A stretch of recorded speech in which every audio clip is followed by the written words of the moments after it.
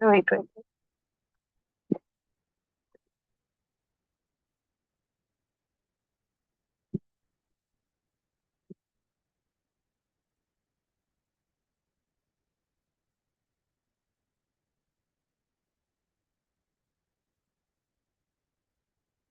Mhm. 7, 4, 6, 4.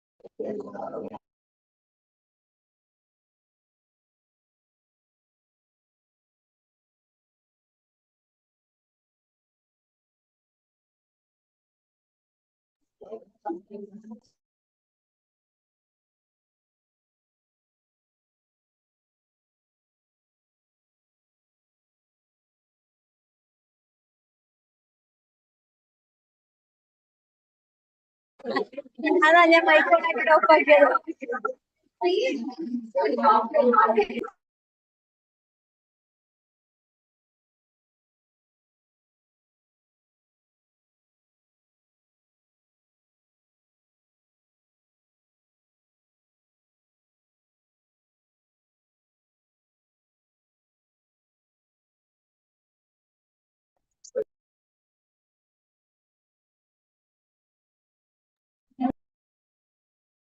Oh,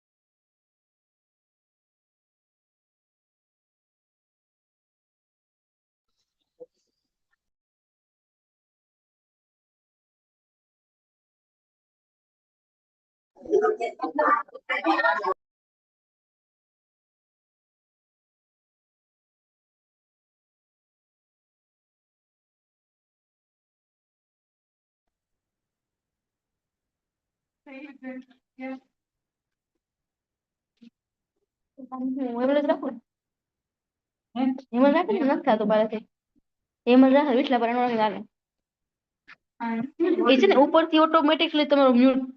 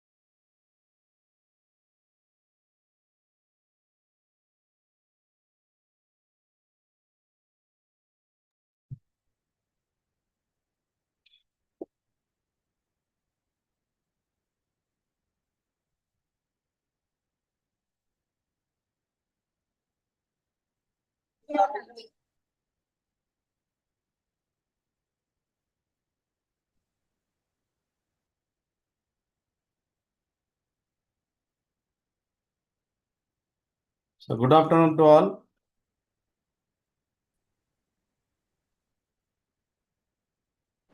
Good afternoon, sir. Ma'am, good afternoon, ma'am, Meena madam and Dr. Vairin Laila Tator ma'am. Yeah. So can we start, madam? Now it's the right time, 2 o'clock, 2 p.m. in India time. So we'll start. Participants, maybe they will join later. Now 207 is going. We're expecting around 400 something. They will join. We'll start, madam. Now, can I start? Dr. Biju, sir? Yes, sir. Yeah. Yes, sir. Yeah. So good afternoon, everyone. We are the Bangalore City Group of Institution in association with the Nursing Scholars Society. Today is the day we are organizing the international webinar on empowering minds through soft skill, the heart of professional excellence. And it's actually it is one of the electives modules for the BSc nursing students. So only we choose the topic for the student purpose. And now I am very happy to introduce and welcome our chairman, Mr. Sri Rahim Khan sir. He is chairman of Bangalore City Group of Institution, and he is busy and he is the Ministry of in Karnataka Minister. So he is unable to join with us. And our director, Dr. Naranjan Sharma, is also busy schedule, so he is not able to join with us. So I welcome both. And I would like to say thanks to them because they are given these opportunities to start this webinar. And next, I am really very happy to introduce and welcome Dr. Vairin Laila Tator. She is the first session. Madam is giving a wonderful speech about the given topic. And I am very happy to introduce and say about a few words about her. And your by education, Madam completed Bachelor of Science in 1992 in Manila and Master of Science in Nursing 1996 she has completed, and 2010 she has completed her Doctor of Science in Nursing, that is San Paul University, Philippines, and now is ongoing Doctor of Philosophy in Educational Leadership units. It is still it's ongoing. And madam, that is this is the background of the education. And next, teaching experience also is very, we cannot say, it will take more time about to say about her experience. Shortly, I will say about her work experience. So, madam, in 2093 to 2004, she worked in San Paul University, Philippines only. And 2004 to 2007 also San Paul University, Manila. And 2007 to 2008, she worked in Global City Innovative College. And 2008 to 2010, she worked in Healthcare Advantage Training Institutes. And again, madam, 2010 to 2012, she worked in San Paul University, Manila. And again, 2011 to 12, she is San Paul University, Philippines also. And the next madam shifted to abroad, August 2012 to 2015. She worked in University of Tabuk, Kingdom of Saudi Arabia.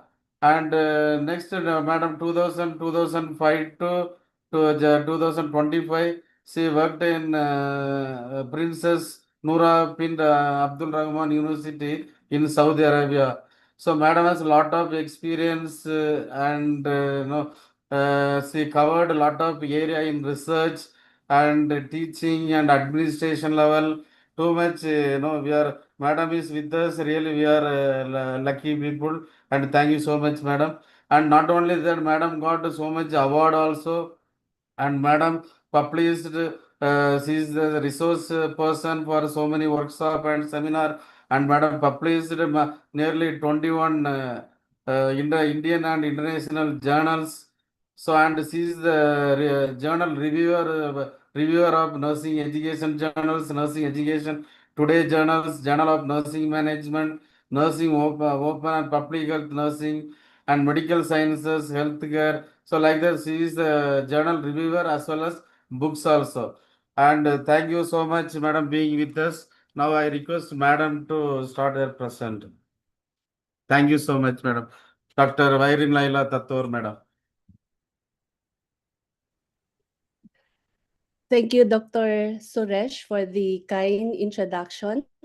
It is my pleasure to be with you today to join this prestigious international webinar organized by the different colleges and the society.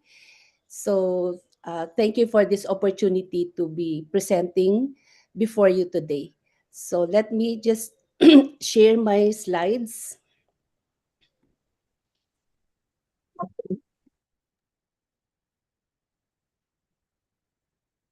Yeah, Captain.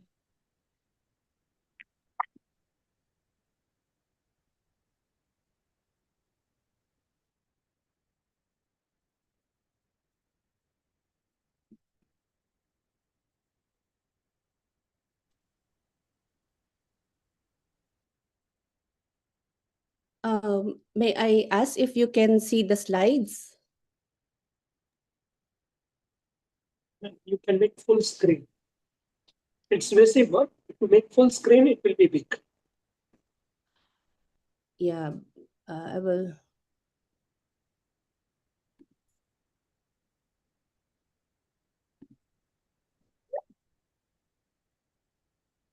How about this? Yes, okay. Thank you. Okay, thank you. So,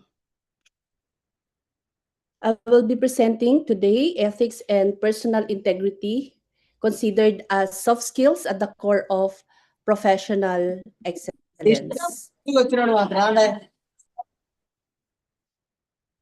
Okay, so once again, good afternoon, good morning to our distinguished nursing leaders, dedicated staff nurses, passionate nurse educators, and our future professionals, our nursing students who are here. It is an honor to present before a community that carries the heart of healthcare, the commitment to care, compassion, and competence. Thomas Jefferson once said, in matters of style, swim with the current. In matters of principle, stand like a rock. Today, we reflect on ethics and personal integrity. I believe this quote can capture the essence of who we are and who we must continue to be as nurses. So, I will be discussing with you today with the following objectives: to discuss ethics and integrity in the nursing profession, although I know that you have already been discussing these concepts in your specific courses in the BSN and also in the master's or in the graduate program. We will just do an overview of what ethics and integrity are together. Okay, so and at the end of the session, I wish that the participants will also be able to explain why ethics and integrity are considered as soft skills. Okay, and to relate ethics and integrity to professional excellence. And we will end with our call to action on how we plan to uphold ethics and integrity. I will try to cover this in the time that is provided to me. So we will first look at the difference between ethics and integrity. Okay, so ethics refers to the system of moral principles that govern professional conduct, guiding nurses on what is right, just, and good in patient care. So this serves as a guide for us internationally and locally. Okay, so we have like international standards or codes like the ICN Code of Ethics, and we are also provided with the professional values such as beneficence, non-maleficence, autonomy, and justice. So I believe in your courses you have discussed the details of what these values are. Okay, so that is what we refer to as our code when we talk about ethics in our nursing practice. Okay, so in terms of the key components of ethics, again, it refers to these values. And we also look at our professional codes of conducts. So these are provided internationally by the ICN. And I'm sure in your country, in India, you have also the code of conduct provided by your the board of nursing in your country, as we do also in our country. Okay, but usually we have common ethical principles or professional code, whether or not we belong to one country or another. Okay, so it also lies on the moral reasoning and accountability. Examples of application of ethics in the nursing practice would include respecting patients' right to refuse treatment. Okay, so this is just one example of the patient's rights. So it means to say that as nurses, in order for us to be ethical in our practice, it is mandatory or it is important for you as nurses, whether you are in the academe or in the practice, to have a knowledge on what the code of conduct is or are from international level and from our national level. And at the same time also, it is important for us to know what are the rights of our patients. Okay, and one of them is to refuse treatment. Okay, so another example is reporting medication errors honestly. Okay, so this is where dilemma comes when we commit medication error and no one knew about what we were doing. Maybe we have a dilemma. Okay, so and another will be ensuring confidentiality of patient records. Okay, so this is always emphasized in our practice. We never share information of our patients to anyone other than those who are directly related to the patient care. Okay, so integrity, on the other hand, refers to the inner moral strength and consistency of character. Okay, so doing the right thing even when no one is watching. So we always hear this quote, doing the right thing even when no one is watching. It's simply said, but it is very difficult to practice. Okay, so especially when you are in a dilemma and you think that your profession or you yourself is going to be compromised if you are going to report something that you have done, even if no one is watching. Okay, so integrity involves honesty, accountability, trustworthiness, and moral courage in daily nursing actions. Okay, so examples of integrity in practice would include accurately documenting nursing interventions. Okay, so our responsibility is to document nursing interventions, but what will test your integrity will be the accuracy of the information you document. Okay, so are you documenting the correct vital signs, or you just copied the vital signs from the previous report because you are very busy and you have no time to take the current vital signs, especially for patients who are what we say stable. Okay, so this is integrity. Okay, so another is admitting a mistake and initiating corrective action. So this is one thing very difficult to do, to admit that we have committed a mistake, okay, and also to change or to do a corrective action. Okay, speaking up about unsafe practices despite peer pressures. So peer pressure is very, very strong, very powerful. Okay, so if there is something that uh, we want to correct, but we are also pressured by our colleagues or by our peer not to speak up, then there is no integrity in that matter. Okay, so these are just a review on the four main principles that we do in biomedical ethics. So I will not go in details, just for us to remember. It's respect for autonomy, okay, respecting individuals and their ability to make decisions with regard to their own health and future, and the right to self-determination. The second one is beneficence, doing and promoting good, preventing and removing evil or harm. Okay, and non-maleficence, doing no harm or avoiding harming, and justice, maximizing benefit to patients and society while emphasizing equality, fairness, and impartiality. So these are the core principles we look at when we talk about ethics or ethics in our practice. Okay, so further difference between ethics and integrity. So in terms of the sources, when we talk about ethics, it's external. Okay, so the professional codes, laws, and institutional policies are provided to us by professional organizations or by our board of directors, okay, so or by nursing organizations in our countries, okay. However, in integrity, it is personal or it is internal. It is based on your own values, your conscience, and your moral character. So no one will tell you about this other than you. Okay, so it is not uh, it is not covered.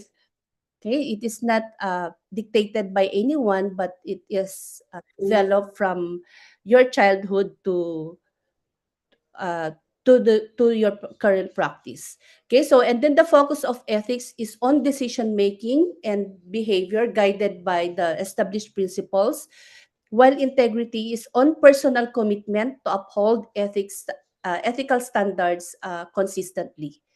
Okay, so expression of ethics is shown through adherence to professional ethics and code of conduct, and integrity is shown through honest actions, transparency, and moral courage.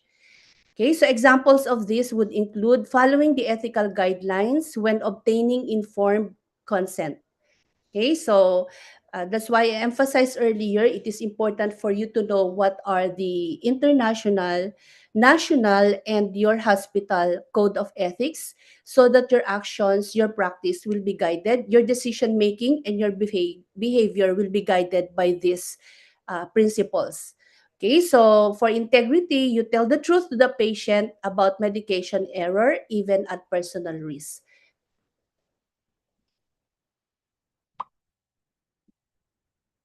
Okay, so are ethics and integrity considered as soft skills? So today we are looking at different soft skills. Usually we go for trainings or seminars to develop our clinical skills.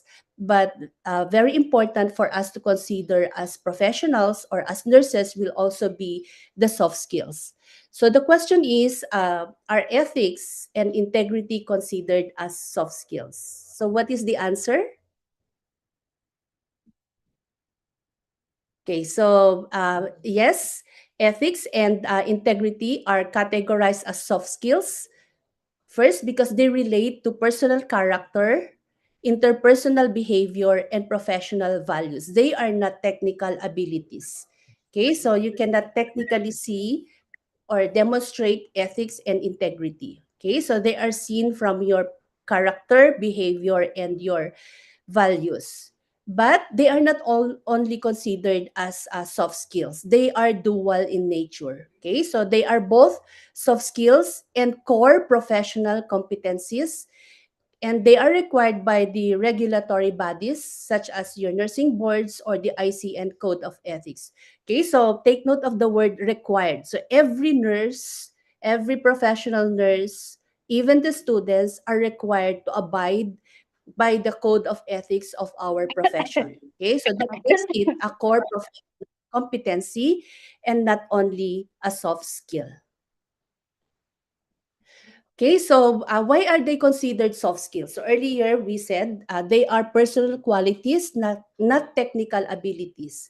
Okay, so soft skills are defined as behavioral, interpersonal, and character-driven competencies. So these are abstract concepts. Okay, unlike when we talk about technical abilities, it's like insertion of IV or ECG interpretation or taking vital signs. These are considered technical abilities.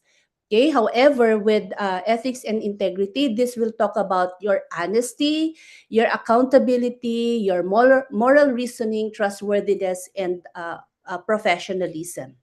Okay, so second is they influence professional relationships. So ethics and integrity together, when they are practiced, would involve interaction with patients. Okay, so we day to day 7/11/7/24 we interact with our patients, including their families, our colleagues, and our management. So with good integrity, and when our decisions and actions are guided by ethics, okay, so we shape trust, communication, and teamwork. Okay, and all these are considered interpersonal domains and not technical aspects. Okay, so that's why they are considered soft skills. Okay, so they affect our decision making and judgment. Okay, so our ethical reasoning and moral courage involve critical thinking, value based judgment, and reflective practice, which are the hallmarks of soft skills. So, again, these are not technical skills.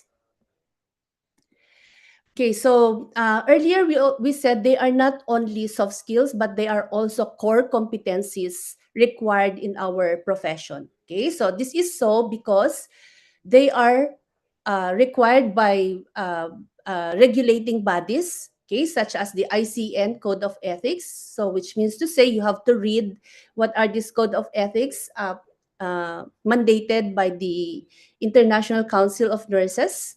Okay, so they are also mandated by the ANA, Standards of Professional Nursing Practice, your local nursing board codes, your hospital policies. So every hospital has their own values or policies that we need to follow, and also by accreditation standards. Okay, so this makes ethics and integrity regulatory requirements. Okay, so they are also essential for they are considered professional competencies. Okay, so because they are essential for patient safety. Okay, so if we follow the ethical code of ethics in our decision making and in our behavior, coupled with integrity, okay, so we ensure patient safety. Okay, so it is also important for documentation honesty. This is usually where we fail as nurses because of some a lot of factors like short staffing, overwork, and many other reasons. Confidentiality, advocacy, and accountability. Okay, so this makes your ethics and integrity professional competencies. Okay, so just to compare ethics and integrity as soft skills versus professional competencies. Okay, so personal qualities and behavior.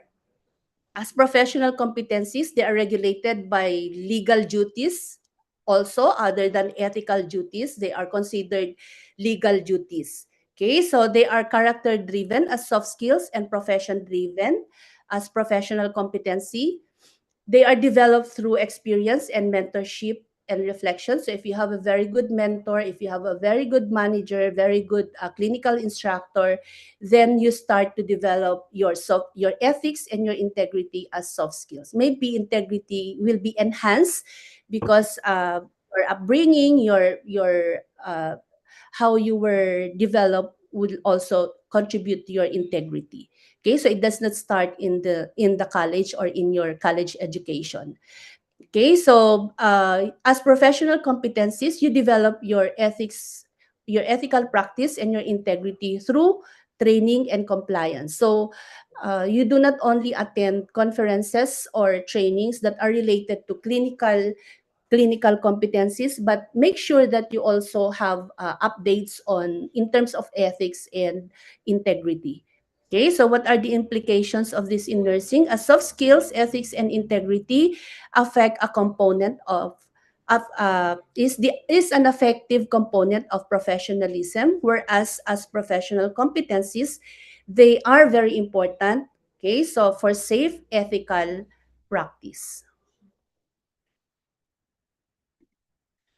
Okay, so examples where you as nurses function as consider ethics and integrity as soft skills. So in terms of communication, when there is honesty, transparency in communication with patients and families, you are practicing ethics and integrity. Okay, so when you are committing or when you are keeping to your promises or commitments to the team or to your staff or to your managers, to your colleagues, you are respecting colleagues, you are practicing fairness. This is a manifestation of ethics and integrity as soft skills. Okay, so among our leaders, our nurse managers, if you practice just culture, fair decision making, and moral courage, you are manifesting ethics and integrity. Okay, so in terms of patient care, when we uphold the dignity of our patient, we respect them, their wants, their needs, their decisions, and their confidentiality of the information they provide us. We are practicing ethics and integrity as soft skills. Okay, so as professional requirements, okay, so in terms of documentation, there should be no falsification. Okay, accuracy should be observed and timeliness of documentation. So when we do this, we are practicing ethics and integrity as professional competency. So which may require legal accountability if we do not observe it. Okay, so in terms of medication safety, we have to report errors honestly. We do not hide it, no matter how difficult it is, no matter what the consequences are. Okay, so we adhere to privacy laws. We have international privacy laws and we also have local privacy laws. You have to be very aware of this so that you will not breach confidentiality or you will not commit unprofessional practice.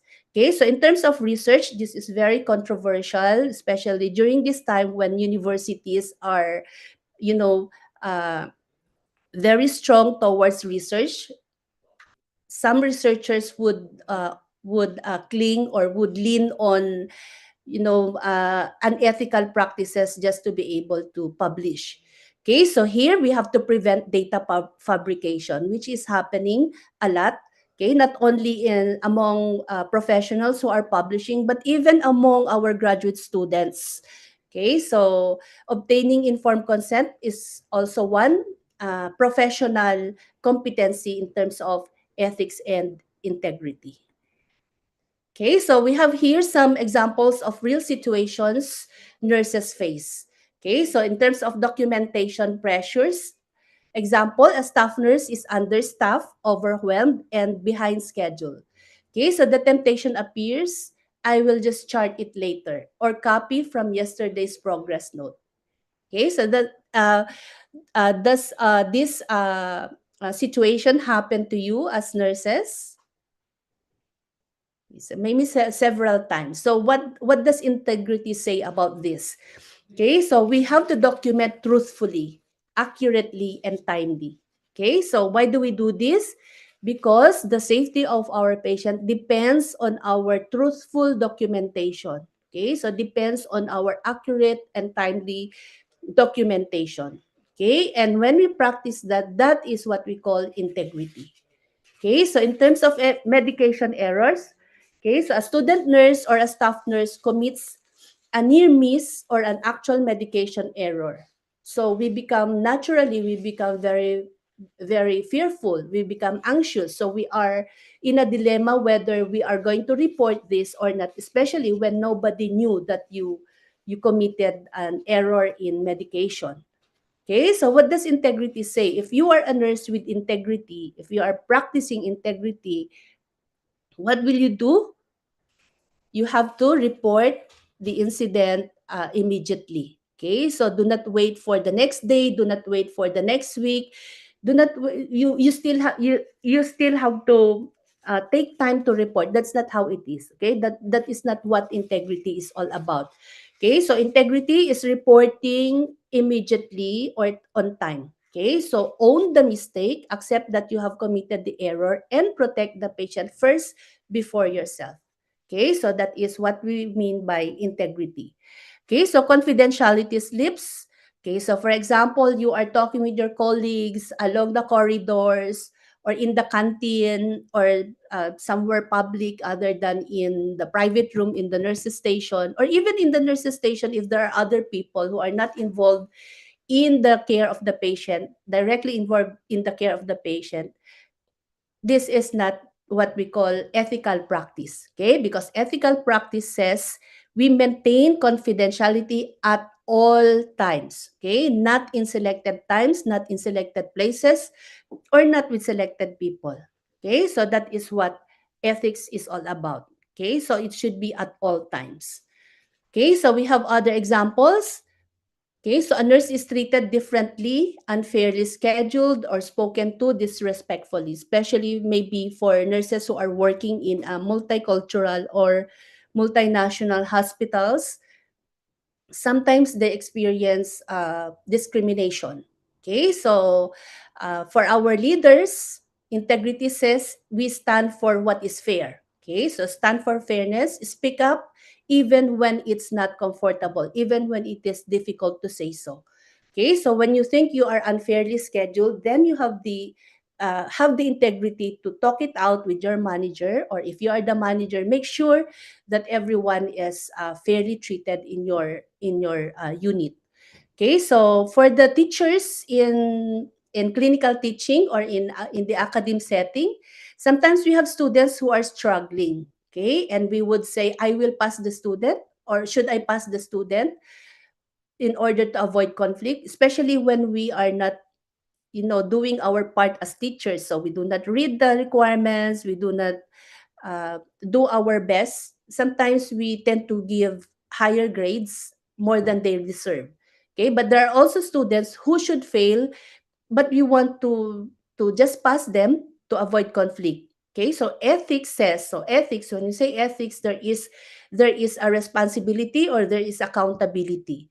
Okay, so ethics says be honest, we have to protect the future patients. So if you will pass the student, then you are producing nurses who are not competent or who may not be able to provide a safe practice. Okay, so the lesson here is evaluate with fairness and courage. Okay, so even if that student may be one of your favorite students or maybe a favored student in your college, you have to be fair.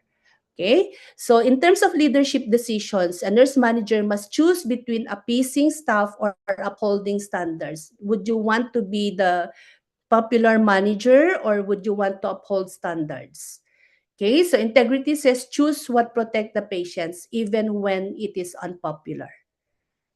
Okay, so with all these examples, there are a lot of situations that we are facing every day as nurses in the hospital or as teachers or as nursing students. Okay, so we have to be knowledgeable, we have to be mindful of ethics. Okay, so that guides what we should do, what our decisions should do, and strengthen our decisions and our behaviors with integrity. Okay, so this is with ethics and integrity. It's difficult for us to go wrong. Okay, so ethics and integrity matter for professional excellence. So in the theme, we said that ethics and integrity are soft skills for professional excellence. Okay, so how do ethics and integrity become core competencies for professional excellence? Okay, so the first is ethics and integrity are foundations of patient safety. Okay, so with patient safety, honesty in reporting, following protocols, advocating for the vulnerable is our responsibility or our accountability. And this, when we follow this, we are contributing to professional excellence. Okay, so another is trust. Okay, so patients trust nurses more than any other profession. Okay, so that trust is earned. Okay, so it is earned. It is not automatically there. So if you are practicing integrity and ethics consistently, that is the time, that is the chance we are able to earn the trust of our patients and our colleagues and even our managers. Okay, so it is also for teamwork and collaboration. Okay, so our teams thrive when members are reliable, truthful, and respectful. Okay, so check if you have all these values. Okay, so when you are dealing with your teammates. Okay, so and it also for leadership credibility. Okay, so we as staff nurses or our students, we follow leader who we trust. Okay, so as a leader, you have to be able to establish your credibility. Okay, so sometimes not for the authority, but for the character. Okay, so we look up to managers who have the credibility, who have the character. Okay, so who we trust. So as leaders, we have to endeavor, we have to daily practice credibility to build our credibility. Okay, so and lastly, for academic and professional growth. Okay, so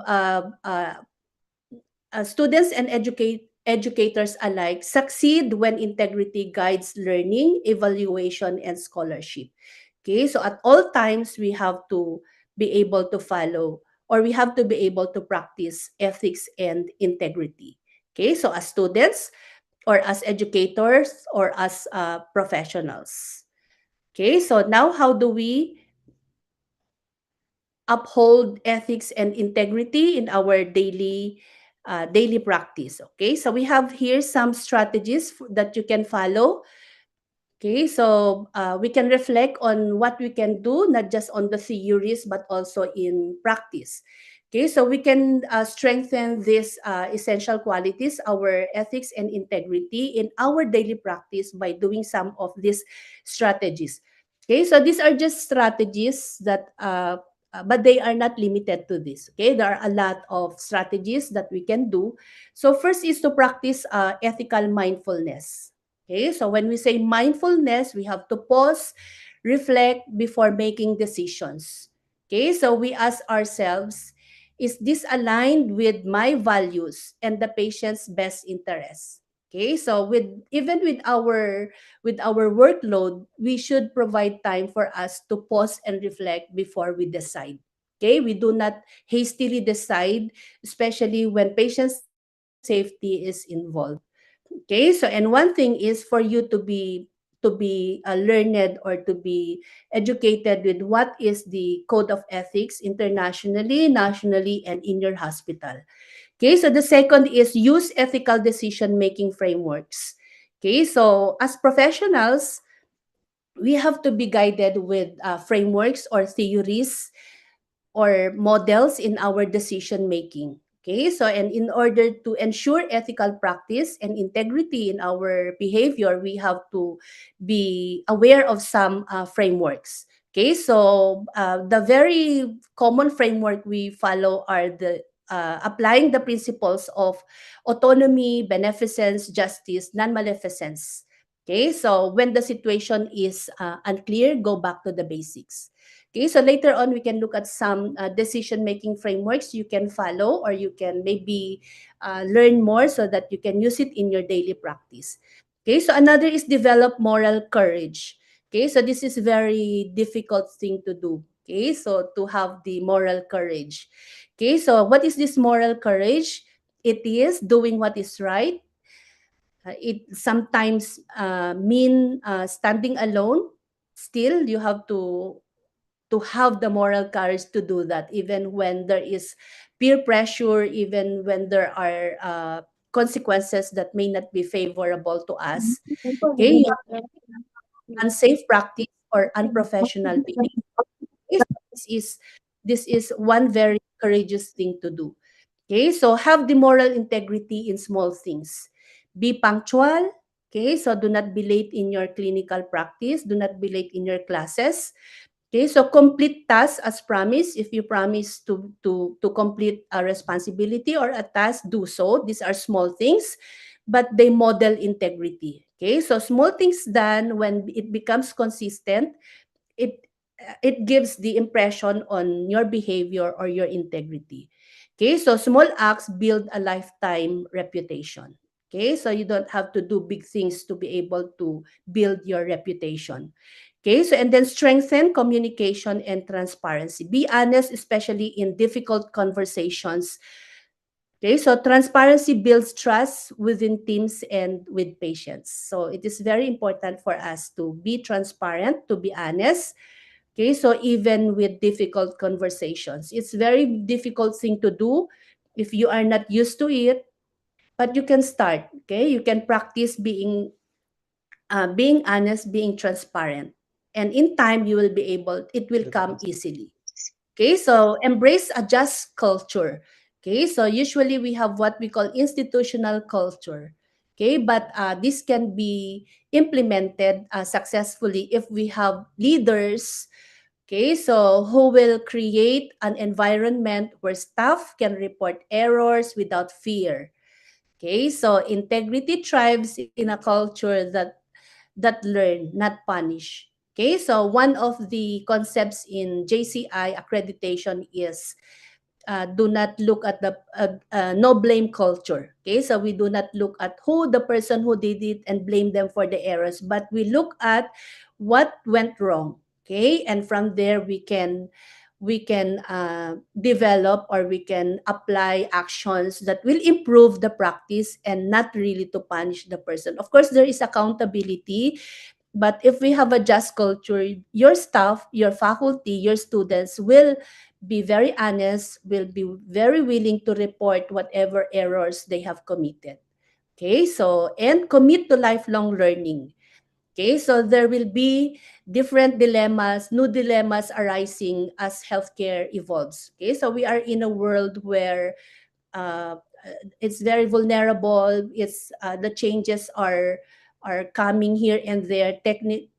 Technical advancements, knowledge explosion. So dilemmas also will come with them. Okay, so therefore we have to commit ourselves to stay updated with ethical guidelines and professional standards so that we will not go wrong with our decision despite all these different changes evolving around us. Okay, and lastly, surround yourself with ethical role models. Okay, so this is very important. Okay, so integrity is contagious. When we see it, we are inspired to practice it. So, our nurse leaders here, you have to understand that your actions are stronger than your words. Okay, so when our staff see them, when our students see them, they look up to us. They look at our actions. They listen to our words. Okay, so we are unconsciously inspiring our people, our staff, to practice ethics and integrity. Okay, so be very conscious of that. You are ethical role models. So as staff nurses, as students, make sure that you will surround yourself with role models, ethical role models. When you see someone else that are not, when you don't see integrity in what they do, it's either you speak up, as we said earlier, or you can get away from them. Okay, so these are just some of the strategies, and here we have as we said earlier, you Iya ko have to nakin use like ito joy tuloy ko nakin. use some frameworks in decision making. So here I have 5 decision making frameworks, just for you to have some ideas, and you can read them, but to know more details about them, and maybe you can apply one or two in your decision making practice. Okay, so we have the ethics model steps, the 4 plus filters, the 7-step process, the moral model steps, the 4 boxes. But of course, this is in um, complementary to the principles that you have discussed. Okay, so and also the ICN Code of Ethics and your institutional or your national Code of Ethics. Okay, so the ethics and model steps was developed by Ling and Hock in 2017, and it stands for evaluate the dilemma. Okay, so here you have to have a very good critical thinking skills to be able to have a fair and objective uh, evaluation of the identification and evaluation of the ethical problem. Okay, so think ahead, consider the long-term consequences of the situation, help information, gather information from relevant sources. So not only one side of the coin, but you have to see the other side also. Okay, so include codes of ethics and potential consultations to understand the situation more fully. So it takes time for you to be able to decide. Okay, so you have to make sure you have all the information you need. Okay, so collect patient facts about the situation to ensure a thorough understanding. Calculate risks, weigh the risks and the liabilities. Okay, so with each possible course of action. So calculate the risk of involved in your whatever action or whatever decision you will do. And then select an action. Based on your evaluation, choose a course of action that is the most ethical and justifiable. Okay, so we have the next one, the 4 plus filters. This was developed by the ethics consulting firm. Okay, so or the ethics and compliance initiative. They call it the plus. Okay, so here they have four guidelines for you to be able to filter actions or your decision. Okay, so we look at policies. Is the decision consistent with the organization's policies, procedures, and guidelines? So we always look at policies when we make decisions. Okay, so we cannot decide against the policies we have in our institution. Okay, so legal, is the decision acceptable under all applicable laws and regulations? Is your decision universal?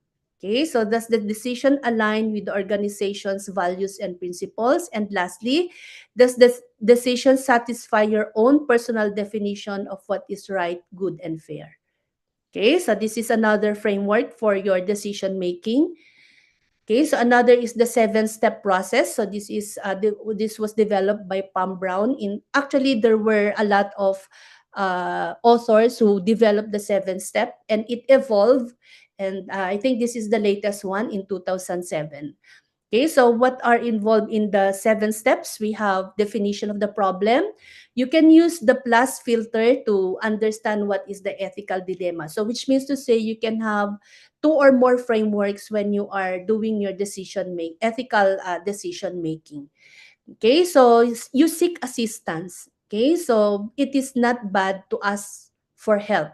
Okay, from experts or from people who have the information or who had experiences. Okay, so it will not make you a less person if you seek help or assistance from other people. Okay, so for guidance and support, identify alternatives. So you look at other options, alternatives. Okay, so you can do this when you brainstorm, when you read, when you get a lot of information, when you're able to seek assistance, you will be presented with different options. Okay, in order to address the problem. Evaluate alternatives. Again, you can apply the plus filter for each alternative to see if it measures up to a given ethical criteria. Okay, so then make the decision, choose the best alternative based on your evaluation. So it is very important for you to have an objective and informed evaluation. And this is the reason why ethics and integrity are considered as core principles, because if you look at the every step you do in decision making, which is the core of ethical practice, is it involves science, it involves laws, policies. Okay, so that's why it is not only considered as a soft skill, but it is also considered as Chinese. professional competence. Okay, so evaluate the decision. So the last one is evaluate this is very important. We have to close the loop, okay, by evaluating what is the impact of the decision. Okay, so we have to assess what is the outcome, how was the decision uh, uh, made. Okay, so when we evaluate, we can again look at some frameworks in evaluation. So the easiest way is using the structure, process, and outcome evaluation. Okay. Okay, so and then I think this is the last one. The moral model steps developed by Brenda Paquette. She was previously known as Brenda Verschelden. So this was developed in 2007.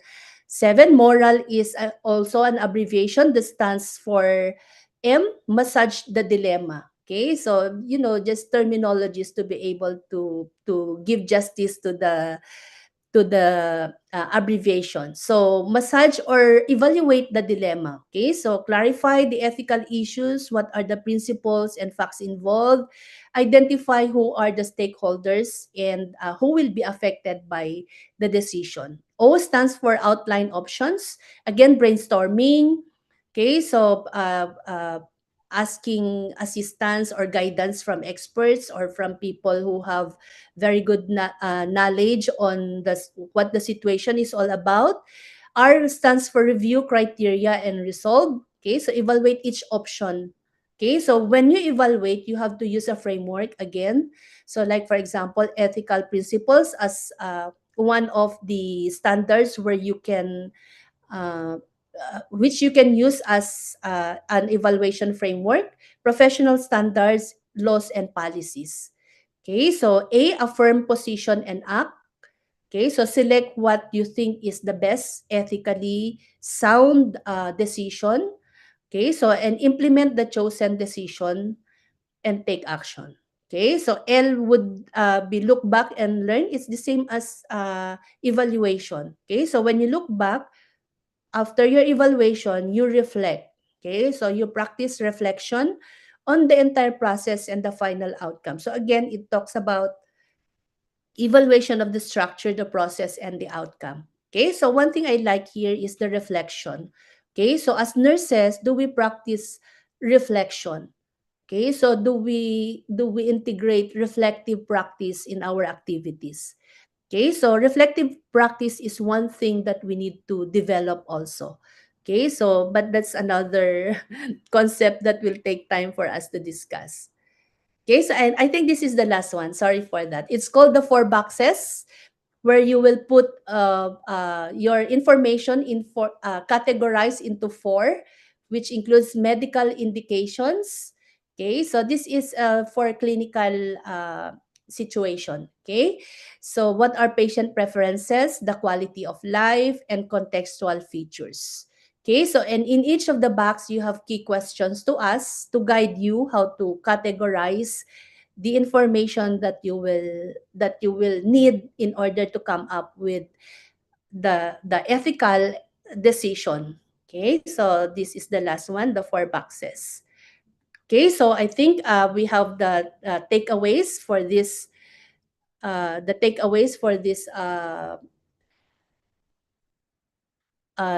presentation. Ethics is knowing what is right. Okay, and integrity is doing what is right even when it is difficult. This is what makes you have an integrity. Okay, so nurses must uphold both to ensure safe, passionate, compassionate, and trustworthy care. And integration of ethics and integrity strengthens professional credibility, public trust, and patient safety. And these are the most important or objectives why we do ethics and integrity. Okay, ethical nursing practice guided by integrity leads to moral excellence, which is the mark of our nursing profession. Okay, so and to close this, ethics and integrity are more than requirements, they are our identity. Okay, so ethics and personal integrity are sometimes spoken of as soft skills traits such as honesty, accountability, empathy, and moral courage. But in nursing, these so-called soft skills are truly core competencies. Okay, so it's just, it does not give justice for us to just call them soft skills. Okay, they are soft skills, but they are also our core competencies. Okay, so they are not supplemental, they are essential. Okay, so we can teach technical skills, we can train procedures, we can update protocols. But ethics and integrity come from within. They are lived, practiced, and strengthened every day. Okay, so they define how we act when no one is watching, when decisions are difficult, and when the right thing is not necessarily the easiest thing. Thank you for listening, and I'm ready if there are questions. Thank you, Dr. Vairin Laila Tatwar. And now I would like to call Dr. Geeta M. Ammal, Principal, Bangalore City College of Nursing, to give word of thanks to Dr. Vairin Laila Tatwar. Good afternoon to everyone. Myself, Mrs. Geeta MMR, Principal of Bangalore City College of Nursing. I take this opportunity to express my deepest sense of gratitude to Dr. Vairin Laila T. Datur on behalf of our institution, share your knowledge and insights. Your contributions have been truly enlightening. Your session added great significance to the today's webinar. Thank you, ma'am. Thank you, Dr. Thank you. Geeta M. Ammal. Thank you, Dr. Geeta M. Ammal. Next, I am really happy to introduce and welcome our next resource person, Dr. Meena Patel. She is a highly experienced and dedicated nursing professional with 37 years of service in renowned institutions. She has proven a track record of leadership, education, and clinical expertise. And she is seeking opportunities to share knowledge, mentor, and contribute to the growth of nursing professionals. And to safeguard our education, most of the education from schooling and college, postgraduate, doctorate, all completed in Mumbai University. Then her work experience, she started her career in 1981 to 89 at KMU Hospital, Mumbai as a staff nurse. And she started her career as a sister tutor in Bhagavati Hospital in 1995 to 2003. And in same in 2003 to 2019, she worked as a sister tutor at LTMG Hospital, Mumbai. And finally, she's retired in 2019 at LTMG Hospital, Mumbai as a vice principal. And she has a lot of membership in life membership with Trained Nurses Association of India, and she is life membership in Hospital Service Association, and lifetime life membership holder of NSS. And she's a SNA advisor in Mumbai city branch for 3 years, and she was SNA advisor in Maharashtra 4 years. 4 years, and she is a first prize holder also in best performance and activities at Maharashtra. And so finally, she participated as a nurse vacancy association and Human Rights Commission in Mumbai. Finally, and she has a lot of interest in reading and writing, and interested in soft skills and communications, and she has interest in music and traveling, and she's debate and discussion. So these all the things are background of Dr. Meena Patel, madam. Thank you so much being with us, madam, today's session. Thank you so much. I request madam to present the topic. Today our topic is title is emotional intelligence. So now madam will do the presentation on the topic of emotional intelligence. Yes. Madam, proceed. Good afternoon, everybody, all the dignitaries present on this particular virtual platform, the organizers, and all the participants and leaders who are leading this. It's a very, very, very essential topic, very close to my heart. That is soft skills or people skills.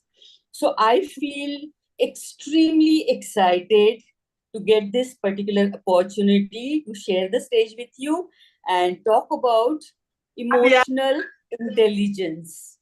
Soft skill and people skills are the mandatory and very useful in today's scenario as far as a nursing profession is concerned, because we are directly connected to our patients. We're dealing with the patients who has feelings, who has emotions, and this is not just to keep in mind, even if you are not academically good, but if you are good in soft skills and people skills, patient will get 100% better. That is what is my perspective about this topic, and I really appreciate the organizer to talk about, give this opportunity to talk that how soft skill works and how it enhances your performance. It definitely enhances your performance. I'm damn sure about it because I've done it in my career and I got the better result of it. And all those leaders, soft skill is a key to success. It is a key to success, So what is emotional intelligence in nursing? Emotional intelligence is nothing but it is the adaptability, or it is the connection, or it is the understanding of one's emotion as well as the emotion of others to remove the stress, to remove the anxiety, to remove the burnout syndrome. But these things are very common in nursing professional. And that is why we are here to talk about emotional intelligence in nursing.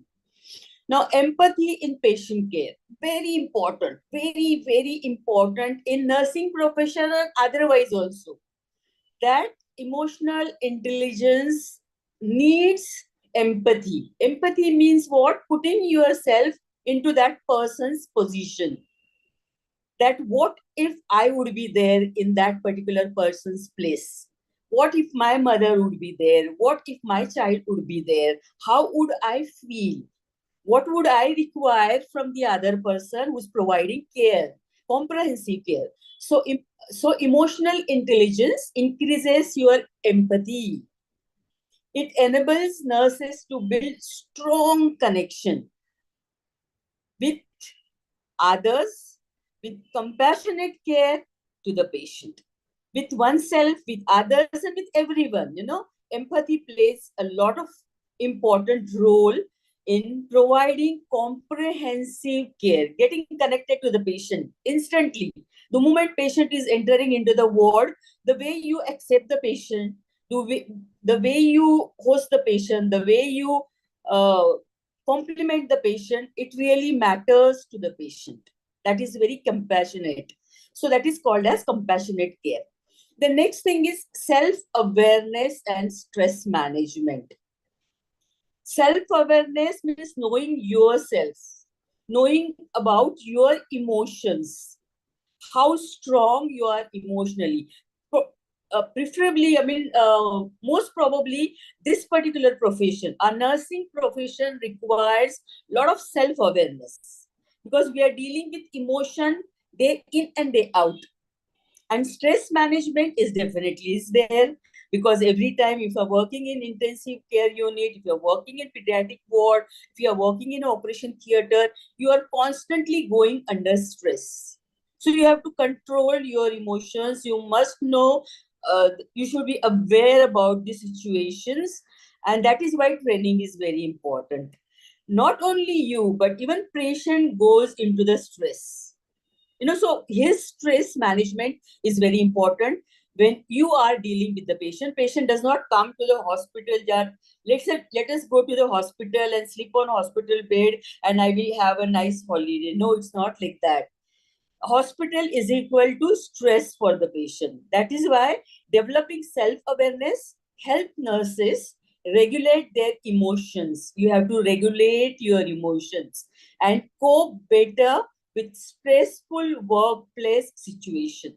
Your workplace situation may be very stressful. You're undergoing stress day in and day out. Nobody wants to work in a situation where in the ICU, talk, tick tock, burnout syndrome. Constantly, you're looking at the person who is under stress, who is going through some problem. So you have to overcome this problem, and that is why this stress management is very important as far as skill is concerned. Skill is nothing but acquiring something from outside, inbuilting, developing every day. Every day you're learning something or the other, and that is what skills means. So skills nowadays are very important. You must be seeing that people are getting job because of the skills. They are very good in doing something, very good in administering medicine. They are very good in administering or talking to the patient. Their just talk helps the patient. So I will request, next slide, please. Dr. Binu Jo, sir. Next slide, please. Am I audible? Dr. Binu Jo, sir, can you please project next slide?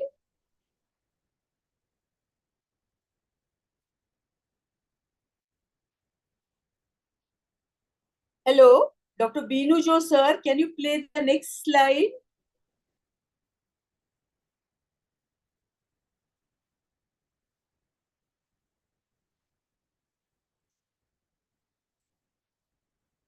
Hello, sir, are you able to hear me? Can you please play the next slide? Yes, yes, madam. Yeah,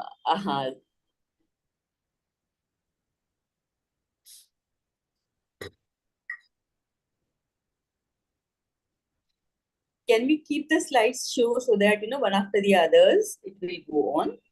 So just now we spoke about the emotional intelligence. Now we have to understand the emotional intelligence. Emotional quotient or emotional intelligence is very important.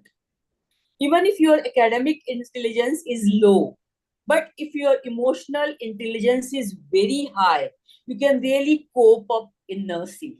You can become a very good nurse. I really guarantee you, if you increase your emotional intelligence, you will become the bestest nurse in your organization, in your profession. Because in nursing, emotional intelligence play a vital role. It really plays a vital role. Why? Because recognizing and managing emotions, you have to recognize as well as manage the emotional intelligence in your area. In nursing profession, as I told you earlier, Madam has also told you about the ethics and integrity. Ethics, that we take our oath as soon as we enter the profession. That I strongly believe, or I strongly recommend, or I'll take this oath. That is very important. So recognizing and managing emotions, emotional intelligence helps individual recognize their own emotions. You have to recognize your own emotion.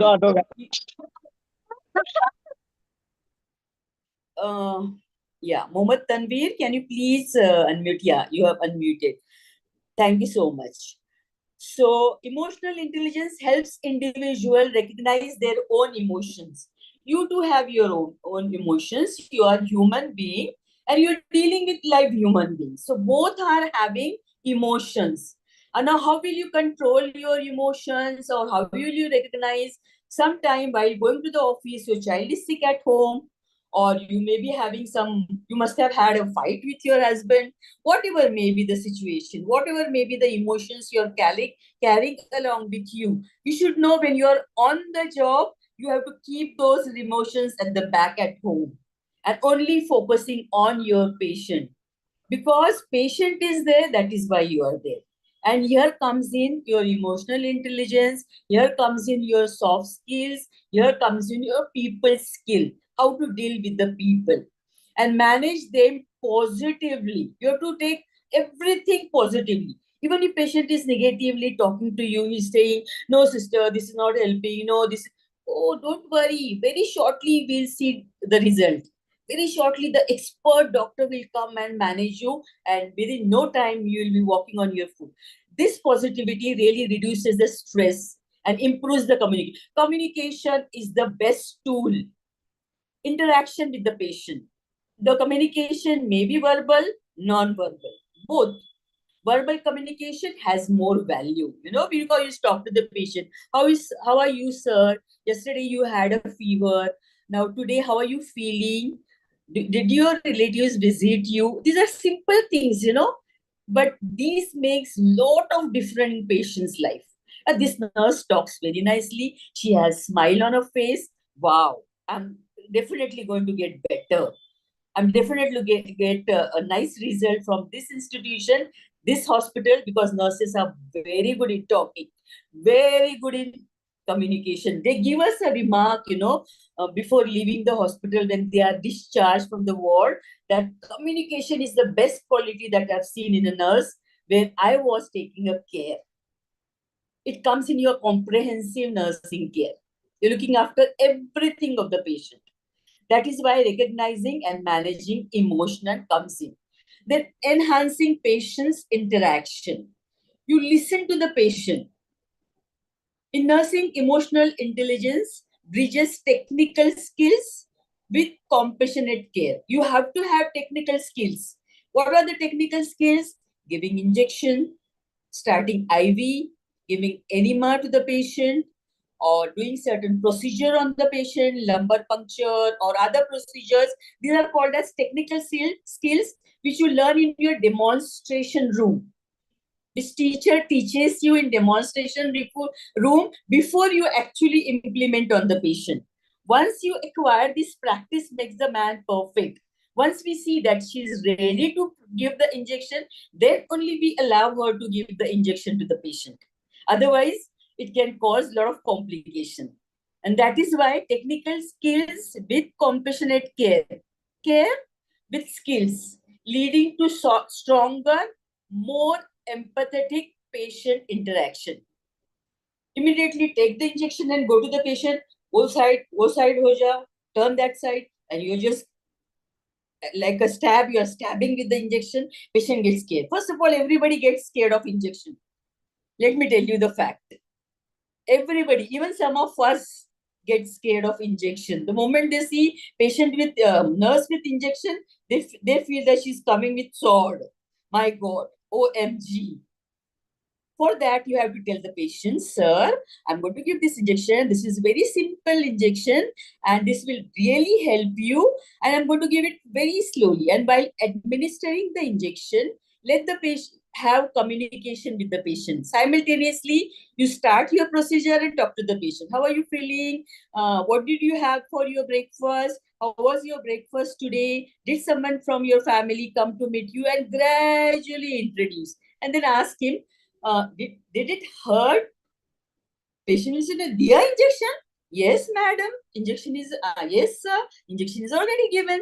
You are unnecessarily getting scared. It is a skill that matters. How you connect to the patient, how you interact with the patient while doing certain procedure on live patient. I always tell my students that patient is a live human being.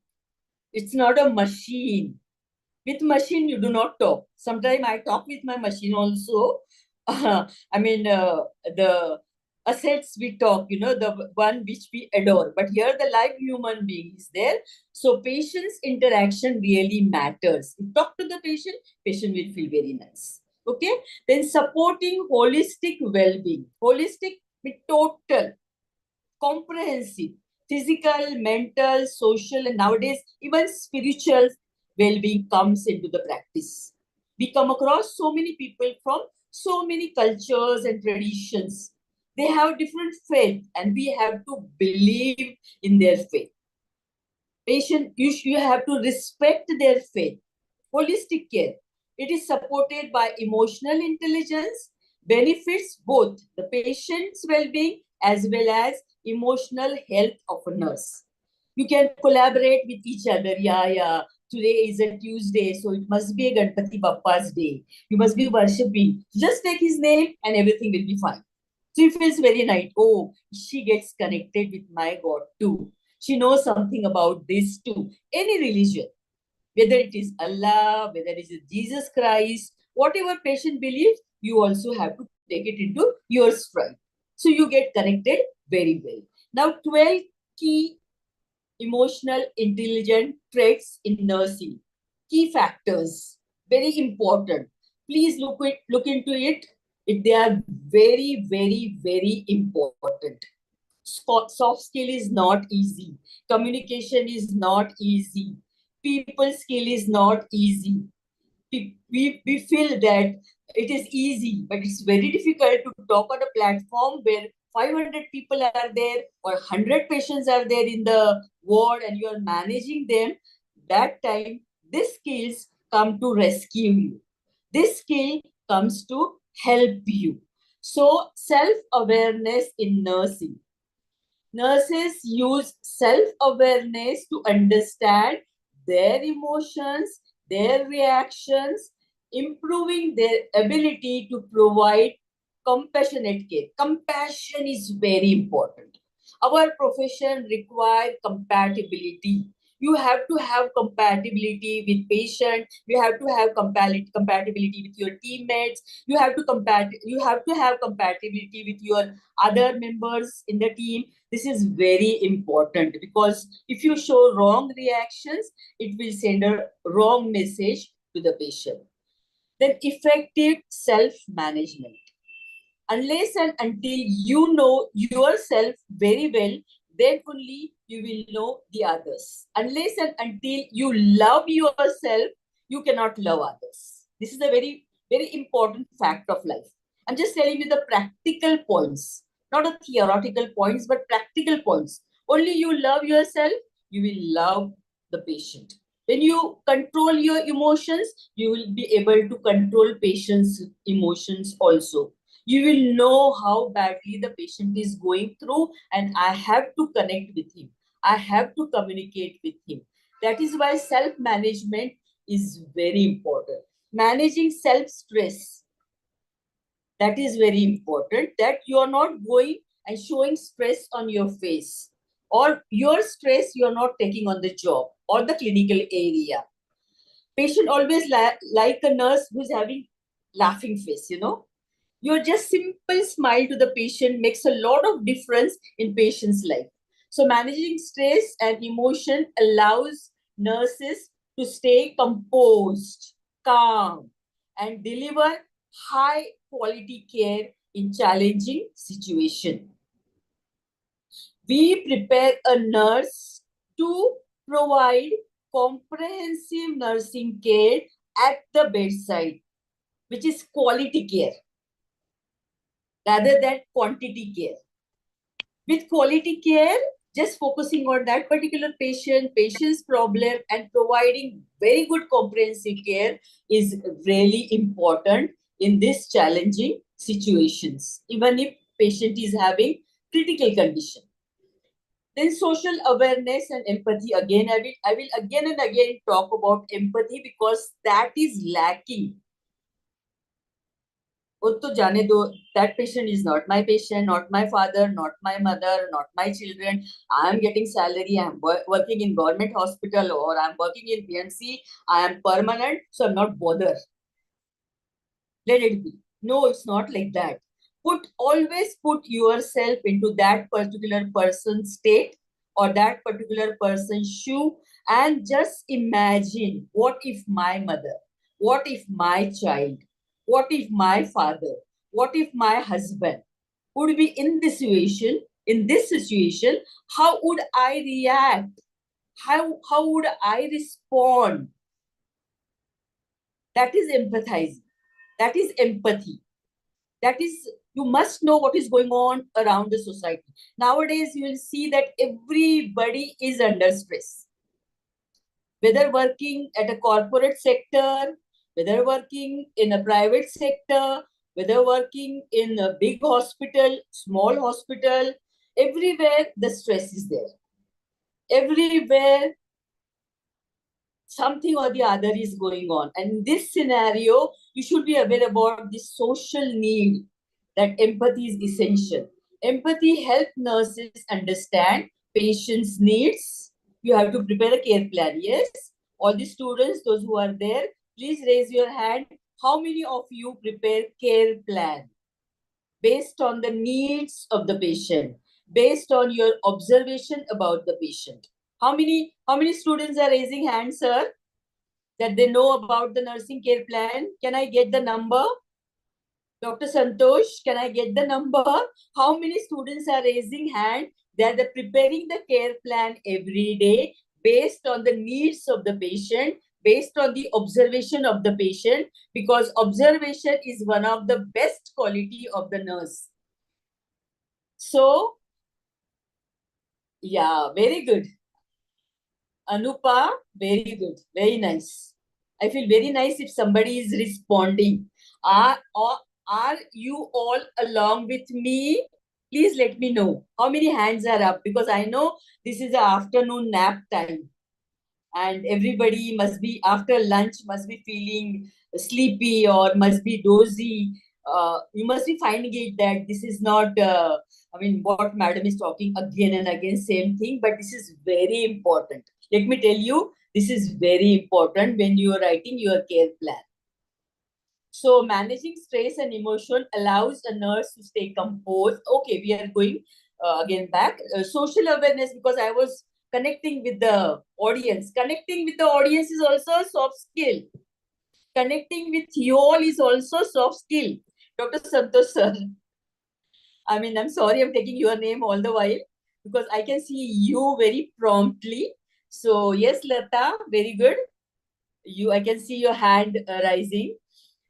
This is social awareness and empathy. You are putting yourself into my position that how strongly madam is emphasizing the point. So fostering trust and improving patient's outcome is our ultimate goal. We want all the patient to get well soon and discharge them as soon as possible. Everybody wants to go home as early as possible. We are guests, we are hosts, and patient is guest at the hospital. Yes, so that is why outcome is very important. Whenever you are planning your nursing care plan, put your outcome. That at the end you write the evaluation. Patient is feeling better after my communication, after my explanation. Yeah, that is the outcome. Then relationship management. Relationship is very important. Nursing cannot be done by alone. One person, one nurse, one doctor, one. No, it is not one. It is a teamwork. The whole team comes together, collaborates together, and work for the patient. So strong relationship. There should not be any dispute. There should not be any conflict. There should not be anything amongst your colleague, amongst your nurses, amongst your leaders. That is very important. Okay. So now next is understanding emotional self-awareness. I think this we have already spoken. Recognizing your emotions, understanding. Now mastering, recognizing your emotions, managing reaction. Okay, this has to be done yet. Understanding emotional self-awareness. Yes? See, the hands are closed. You always see that I'm every day learning something. I'm recognizing my potentials. I'm recognizing my positive points. I'm recognizing my negative points, and I have to learn. I have to learn a lot. I have to improve my emotional quotient to the 100%. Your emotional influence, your actions, and your decision in daily life really matters to you as well as to your organization, your hospital setting, because you matter. Your patients matter a lot. Then managing reactions very thoughtfully. Your thoughtfulness is very important. You're thinking about something and you're doing the action or you're interacting with the patient immediately recognizes. So managing your reaction thoughtfully. Please underline the word thoughtfully. Awareness of your strengths, your limits. What are my strengths? What are my limits? What can I tell the patient? What should I not tell the patient? That is what we saw or we heard from the earlier speaker, Dr. Viren. That ethics comes into the practice. That integrity comes into the practice. Ethically, what is allowed to talk and what is not allowed to talk.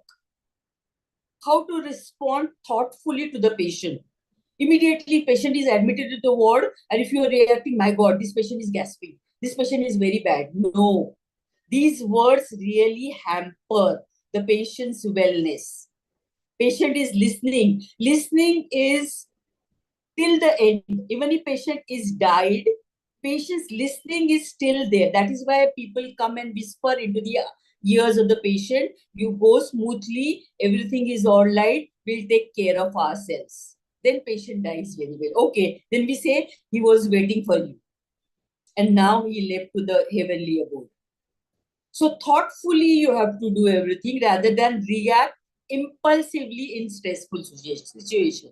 When you are managing 100 patients, one patient is gasping, another patient is having another problem, just patient is arriving, you have to give reaction. Yes, now the other patient is calling you and you're not responding to that patient will feel bad.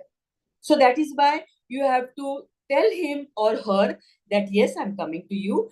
Right now, this particular patient requires me. I will definitely come to you. Just give me a 2 minutes, 5 minutes. In 5 minutes, I will solve your problem. This is called thoughtfulness. This is called not reacting impulsively. Impulsively means promptly. The moment you come across critical situation, you lose your temper. So your temperament is very important. Keep your temper very cool, very calm. Be at your peace. Once you are wearing that uniform, that nurse should enter into your body. No, I'm a nurse, I'm a caregiver. I have to provide quality, comprehensive care to my patient. At the end of the day, my patient should be happy. If my patient is happy, I am satisfied. That is the level of satisfaction you should get, and you should get a peaceful sleep at night at home because I gave a very good care. That is called as thoughtfulness. Then compassionate nursing care. What is compassionate? I told you compatibility, comprehensive care, holistic care you are providing to the patient, looking after physical, mental, social, and spiritual need of the patient. In nursing, emotional self-awareness ensures personal feelings don't impact patient care. Just because I lost someone or I'm not feeling well or I'm having headache, it should not impact your patient care. It should not impact, otherwise it will have a bad effect. You will not get a good outcome from there. So resulting in more compassionate and professional responses. Your professional responses really matters. Be very professional with the patient. I'm not asking you to be friendly. Be professional. Be familiar. You can be familiar with the patient but not friendly. You cannot just try who is in your family and I have 4 children, how many children you have, whether you're married, whether you're unmarried. No, don't go into the personal thing. Be very professional. But in that professional relationship also, there should be compatibility. There should be good communication. There should be good response. Yes? Now we move on to further mastering self. Okay. Empathy, mastering self-management skill. Now, how to master? You have to be master in self-management skills. Skills are not learned easily. It takes time. Everybody cannot be a good communicator. Everybody cannot be a good orator. Everybody cannot be, needs to talk very politely, very humbly. in our profession. That is a requirement of nursing profession, that we have to master these management skills. Now, what are those management skills? Number one is emotional self-control. Maintaining composure in your emergencies and challenging situations that enable nurses to deliver safe and effective patient care. Safe and effective patient care. Patient safety is utmost important, and that can be acquired with skills. That can be acquired with your skill. Your simple touch. Your simple touch to the patient will help a lot.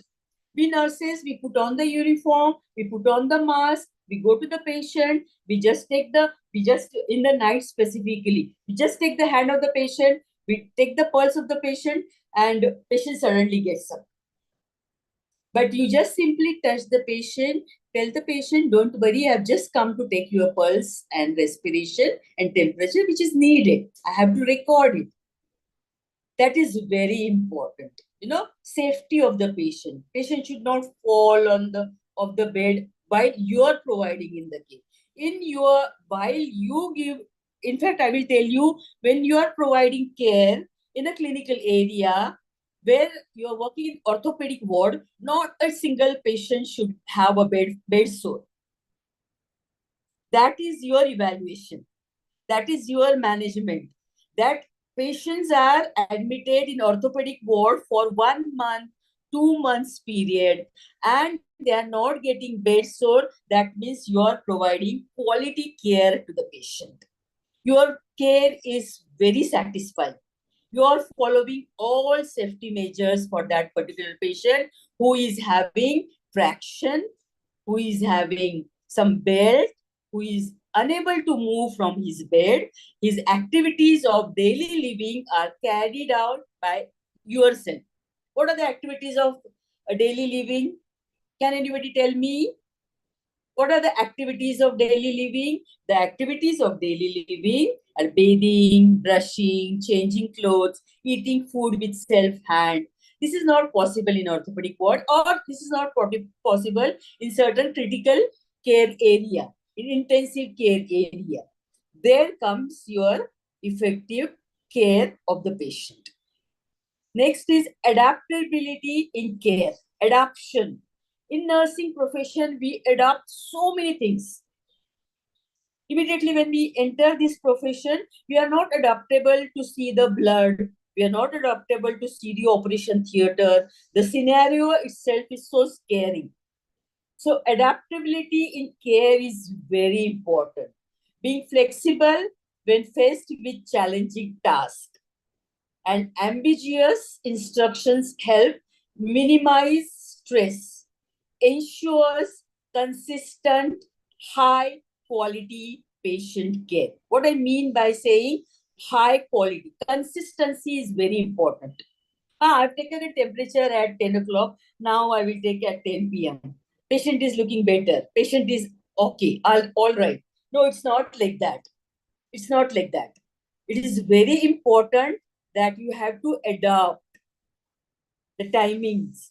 You have to adapt that the flexibility will be there. Even your shifts flexibility is there. Somebody is doing 1 week 7 to 3 p.m. duty, the next week 3 to 11 p.m. duty, the next week 11 to 7 p.m. 7 a.m. duty. So this flexibility is there. You have to adapt to this flexibility. You have to adapt. Today you're working in pediatric ward, tomorrow or today or 1 year you're working in pediatric ward, the next year you're working in adult ward. So there is a flexibility. Children require their parent along with them. Adults doesn't require anybody bedside. You are there, sufficient for them. If you talk to them very nicely, you communicate with them very nicely, they are very happy. So this is what is called as adaptability. You adapt to all the situation positively. Positiveness is very important.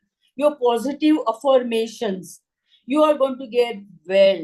You are all right. You are in expert hand. You are in one of the best hospital, and I'm damn sure you will be getting this discharge within a short period of time. It's so nice for the patient. There only half of the patient's disease is cured with these words, with this kind gesture. Patient feels very nice. And this is what is called as high quality patient care. High quality patient care. Only nurses can provide this high quality nursing care. One point was remaining from previous slide, I think so, sir. One more point was missing, that achievement orientation. You have an objective. I told you, you write the nursing care plan, you have nurses notes, and you have to mention those nurses notes. So achievement orientation. Your nursing care plan should be achievement oriented, aiming for excellence in nursing.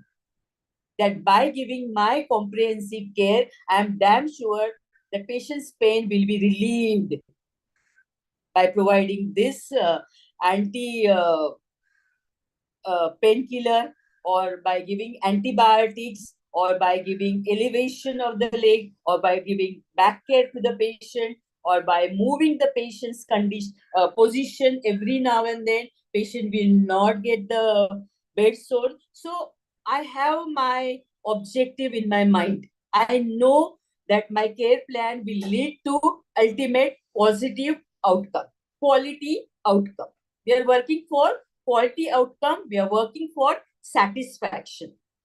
We are not just working as a laborer. Just because I told you earlier also, I always emphasize, always feel that patient is a human being.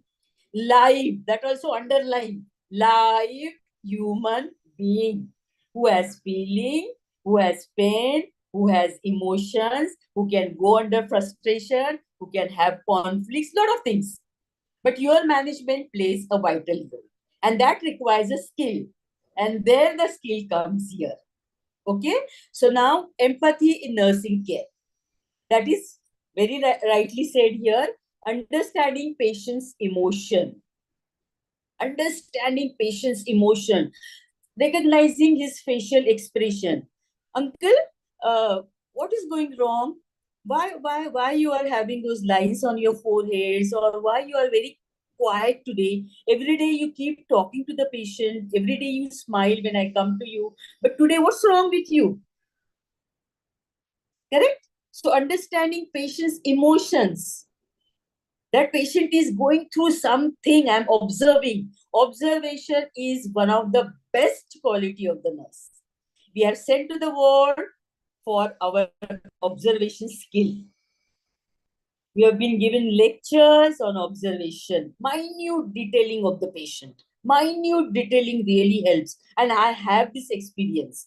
And just now I saw that patient breathing very nicely. But sir, now I see him that he is exhausting. He is finding some difficulty in, oh, sister, good, you note it down. He really requires oxygen. His oxygen level is dropping. This is called a minute observation of the patient.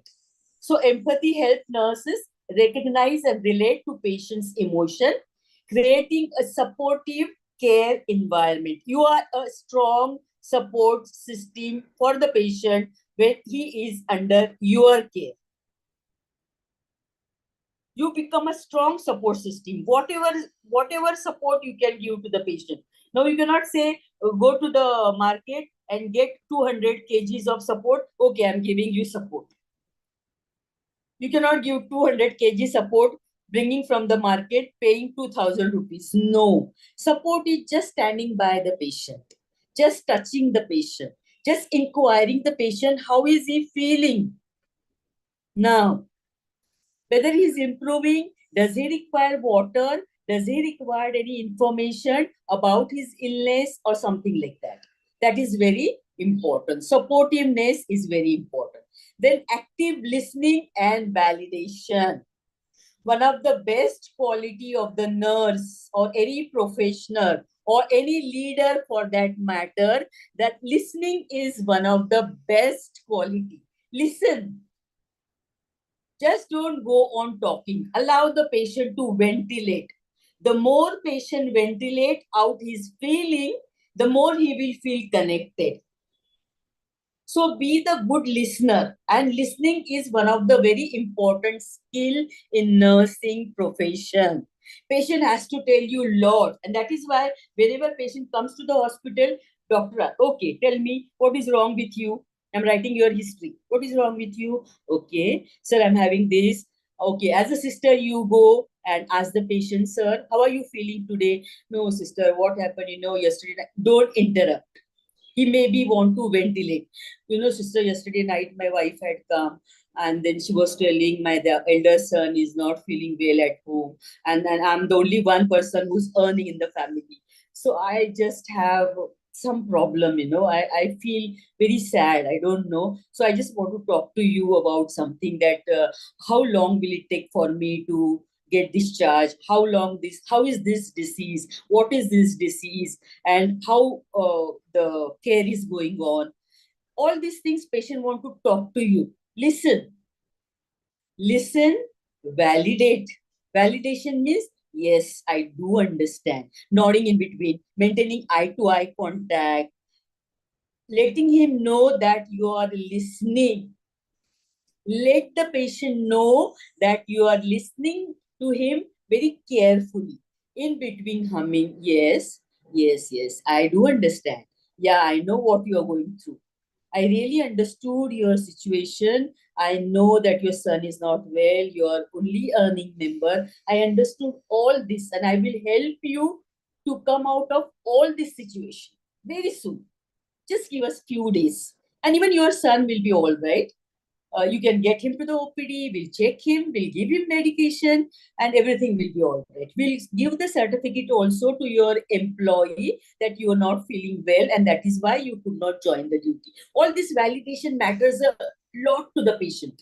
It builds trust, it builds good relationship. So be a good listener rather than just go on talking. Now you are a very good audience. Give a big round of applause that you're listening constantly for 2 hours. Earlier, madam spoke about ethics and integrity. Now I'm talking about emotional intelligence. Means all of you, those who are listening to me right now, 438 people, they really are very good listeners. I really appreciate you. In between, I connect to my students and I tell them, how many of you are with me? Raise your hand. They raise my hand. 100 students in one class. Right from first bench to last 100 number, I know their name. They know that madam will take my name. She will come to me quietly walking and she will see what I'm drawing. She may ask me question in between. So listening is very important. So I really appreciate all of you for listening very patiently, very quietly, and we'll go further now. I'm observing also. Nurse is the best observer. Observing non-verbal clues. Now here also I'm observing non-verbal clues. I will not mention, but I'm observing. And that is very good. Because you have to notice patient's non-verbal clues, signs, which he is not able to express.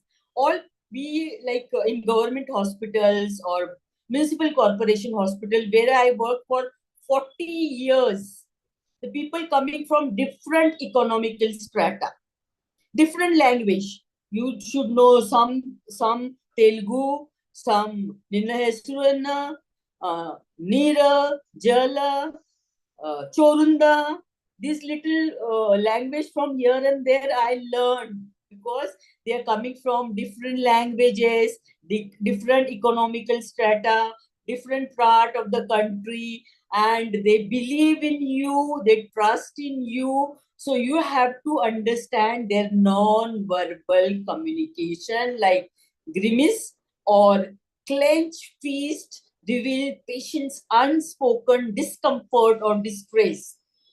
What is going wrong within the patient?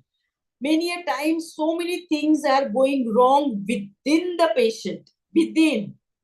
Outside, patient is looking very nice. Specifically, in case of psychiatric ward. In case of psychiatric ward, patient comes walking. Otherwise, patient looks very nice, but you do not know what is going on within.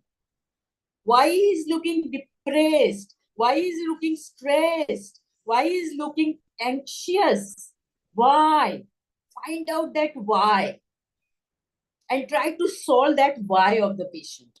That's very, very, very important. That you are really finding out this comfort in patient, because you are here to provide all the comfort to the patient. Yes, you are here to provide all comfort to the patient. If your patient is uncomfortable with you, you are not a good nurse. Let me tell you here very frankly. If you are a very good communicator, if you really provide a comfort, if you really read the non-verbal clues of the patient, you are a very good nurse. There comes your emotional intelligence. There comes your skill that you understand your patient very well. You observe your patient very nicely, or you are detailing it down. Your anecdotes about the patient matters a lot. Those anecdotes you will present it to the psychiatrist or to the physician or to the surgeon so that he can prescribe further medication. The line of treatment could be changed, could change rather. Maybe the patient is not responding to the present treatment. Maybe some change is required. And who's going to tell that? Those who are giving comprehensive quality nursing care to the patient at the bedside. The nurse who works at the bedside, I really appreciate her. Nursing is doing. Nursing is not sitting in the class, or nursing is not just walking around. But what is nursing? Nursing is doing. So I always tell my students that when you provide a care to the patient, there should be ice on your head, sugar on your tongue, care, love in your heart, and care your hands. Your hands for caring. Provide comprehensive and quality care to the patient. That will really help a patient a lot. Okay, now we are going mastering organizational awareness. As Madam earlier said, every organization had different policies, different philosophies, different standards of operating procedure. So as soon as you are given appointment letter, as soon as you are given some criteria, as soon as you are given some pro forma, go through it very nicely so that you know what this organization requires from me. What is required? Understanding the power dynamics of your organization. Know your organization. Once you are entering and wearing uniform, you become a sister for a patient. You may be 17-year-old, you may be 55-year-old, or you may be 60 years. Now also they keep calling me sister. And I feel very nice. Once you are a nurse, you are a nurse till your death. They will call you sister. I am very proud of being a nurse. Though I may have many degrees, many things, but if my patient is happy, my patient is satisfied, I know my organization very well, organization chart very well, then I have good emotional balance. I have good emotional intelligence. It does not come easily to anyone.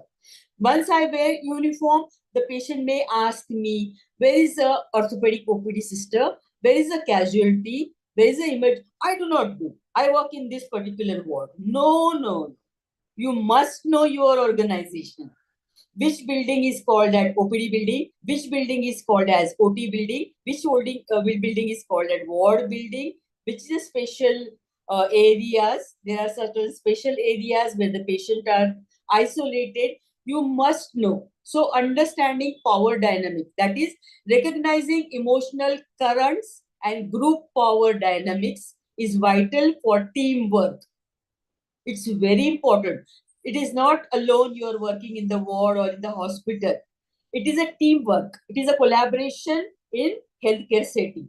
So there may be a nurse, senior nurse, junior nurse, in charge nurse, special nurse, infection control nurse. Then there may be physician, surgeon. Then there will be dietitian, nutritionist. Then so many of them. The physiotherapist. All these come under the healthcare team member. Together we work hand in hand. What is our ultimate goal? That we have to understand the patient, we have to understand patient's emotions, and we have to control those emotions and develop our setting into better. That is why they take accreditation. Nowadays, ISO, everything, whether you have this, that, and they keep the evaluation book. Write down your remarks about a hospital. Specifically in Mumbai, I see where the private hospitals are running, like the Hinduja Hospital, Lilavati Hospital, they are very expensive. Asian Heart Hospital, then Kokiraben Ambani Hospital. All these hospitals they have sent the group of members outside the India to the US and observe what is the setting, what are the setup, because in abroad they give lot of importance to psychology. Lot of importance. If patient psychology is good, then if person psychology is good, even if as a citizen also, if I visit there, I visited America. So man before machine.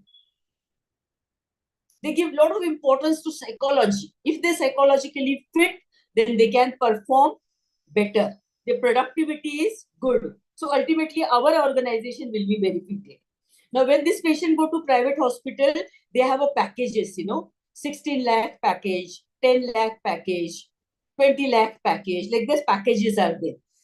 Because they want their nurses to provide comprehensive care. So once the nurse is appointed, she is not allowed to give care for 3 months.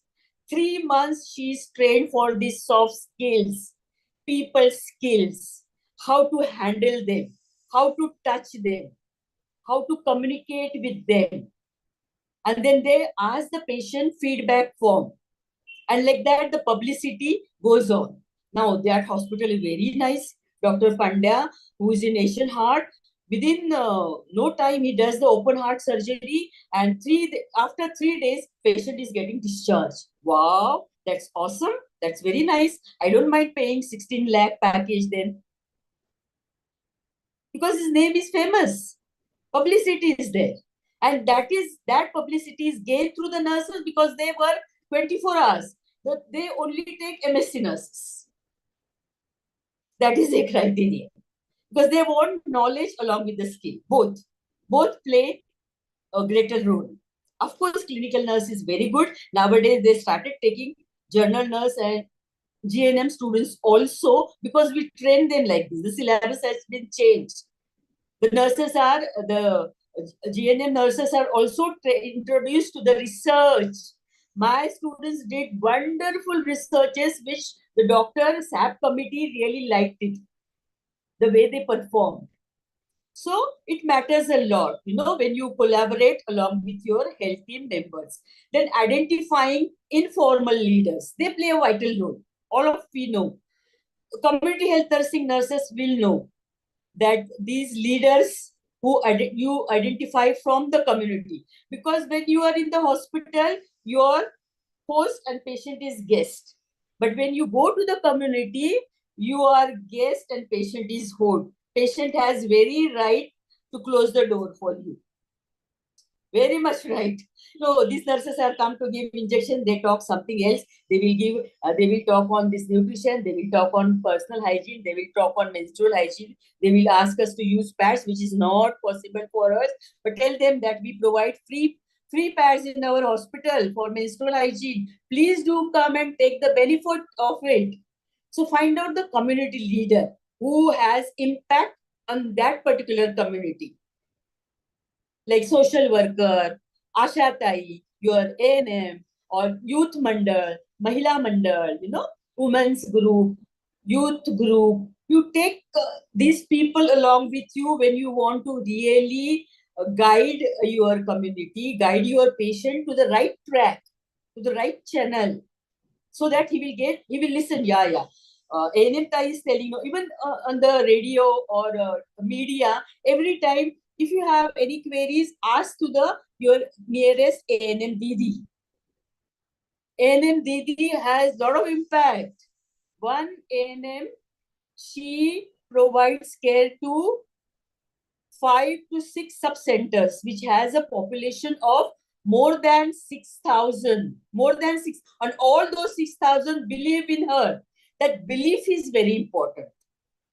That trust is very important. Now we go, these people who are coming from low socioeconomic strata or illiterate people, whenever we give them tablets, they take it without asking anything. What are the side effects? What is this drug for? How many tablets you are giving me? How long? They don't ask. They trust you. It is given by sister. No, it must be good.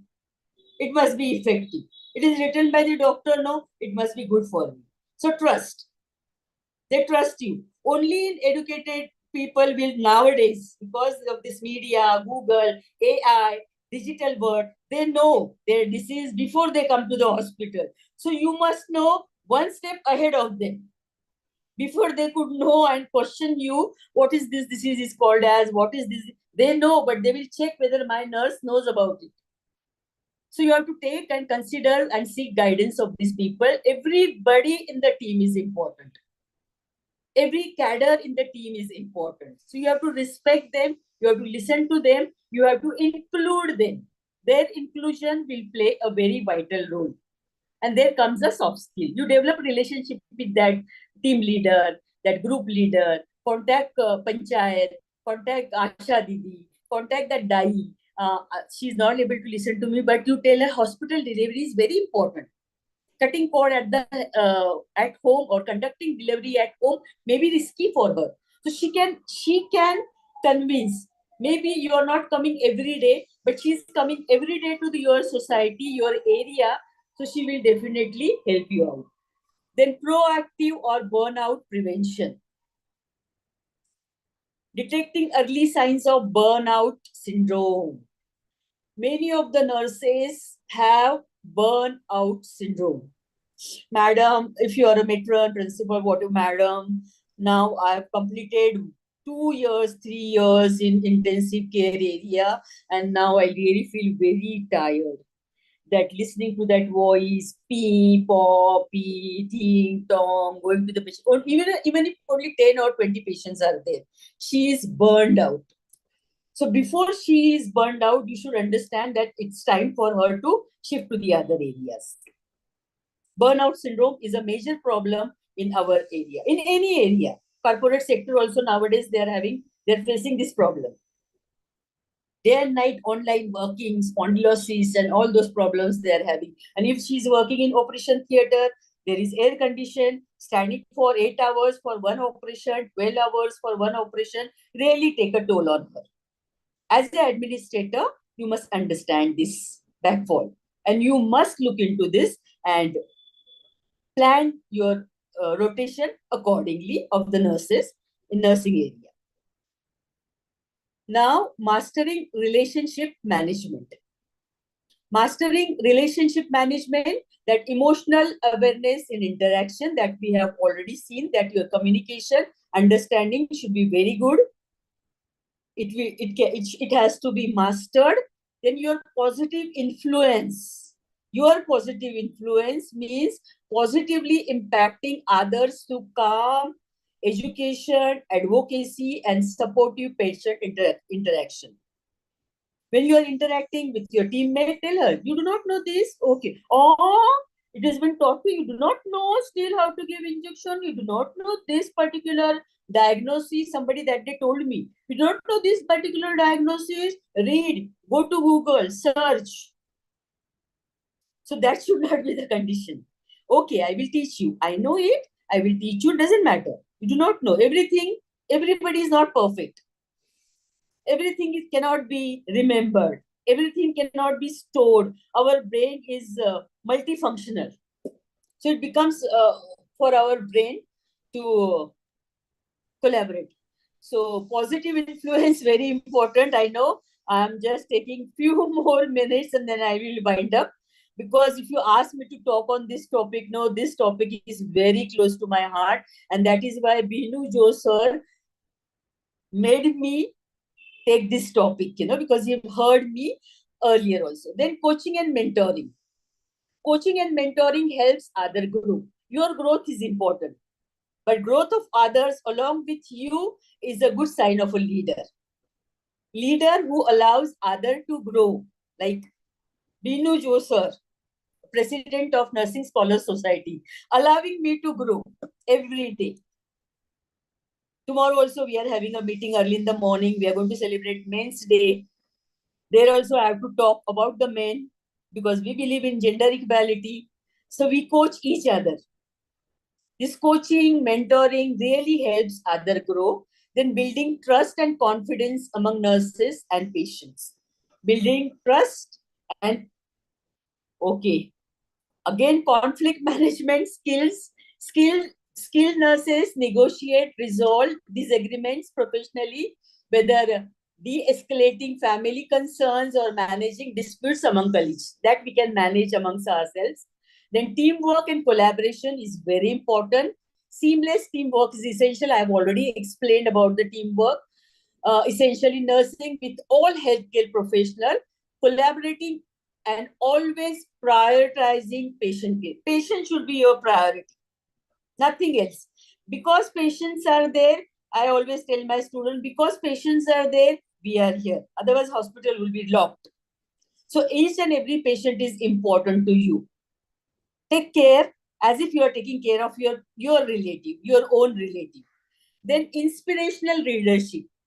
Inspirational leadership set positive examples and uplift the team, regardless of their job title or formal authority. That is very important. Inspiration, inspire everyone to go ahead. Inspire everyone to take the responsibility. Decentralize the work. Then building emotional intelligence. Practicing, I think we have already spoke about this, practicing self-awareness, getting feedback properly, filling the forms of feedback, using the stop technique, enhance self-management by using the stop method. Stop means what? Stop for some time. Pause for some time. Take a deep breath. All of those who are here, take a deep breath. Observe the thoughts going in your mind. How will I improve my emotional intelligence? And proceed thoughtfully. Then building social skills, strengthen relationship through active listening and remaining curious about others' emotion before making judgments. Don't be judgmental. Oh, she's very arrogant. Oh, I heard that she feels too much great of herself. Or that patient is very nice. He's very bad. He's not talking good. He's not listening. He's not cooperating. That is very important. So don't be judgmental about anyone. Next slide, sir. I think this is the last one. It should be. Then boost patient safety. I have already told you how to boost patient safety. Then strengthen team collaboration and build resilience and compassion. Resilience. Be a person who can be a resourceful person. Solve the problem, not the problem making person. Become a more compassionate, become a more resilient caregiver. Be a very good caregiver. That will definitely improve patients' emotional health and intelligence. Thank you so much for patiently listening. Thank you so much for giving me this opportunity to talk to such a big, nice audience, my students, staff nurses, and everyone. A special thanks goes to organizing team and Binu Jo sir. Really, thank you so much. Thanks once again. Thank you. Hope you like this session. If you have any questions, I'm ready to answer.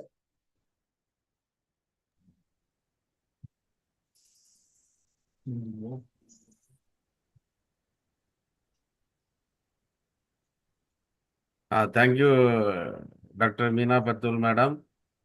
Now I would Now I would like to call Mrs. Amrita Priya, அதேதான்ல அங்கிட்டு நான் காமிச்சேன் பைத்தியம். Principal, MR College of Nursing, for the இதுல book of இது நல்லா thanks. ma'am. Bright லைட்ல இருக்கு, அது டிம் லைட்ல இருக்கு.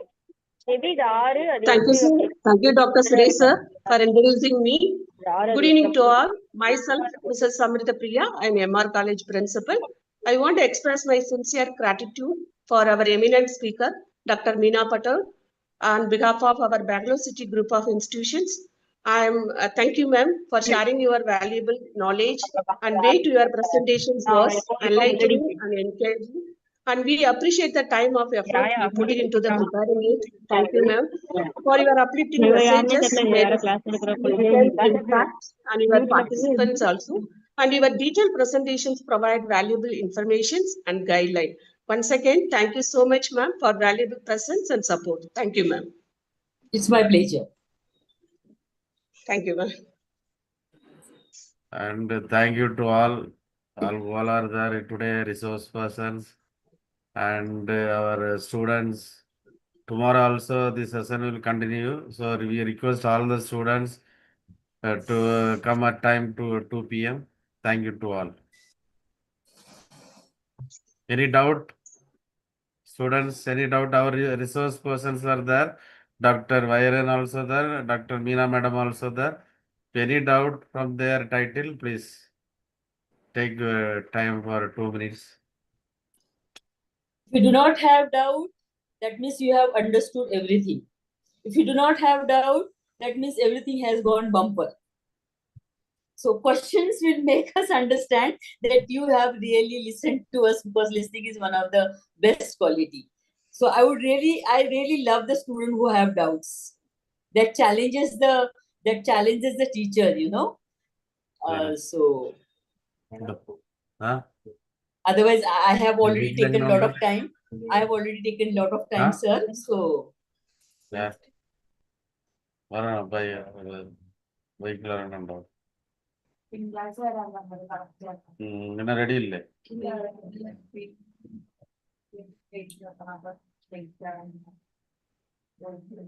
എല്ലാം അത് பார்த்து നോക്കി എഴുതണം എല്ലാവരും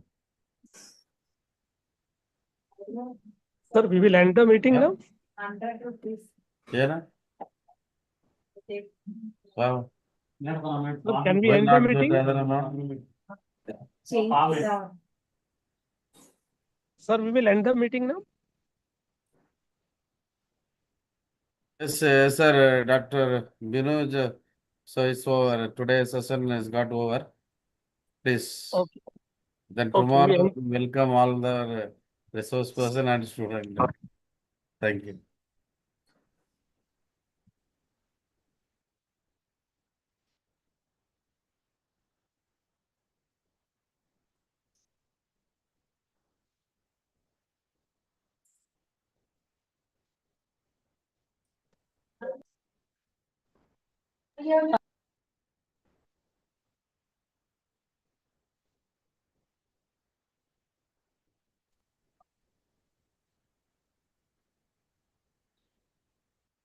Thank you, sir.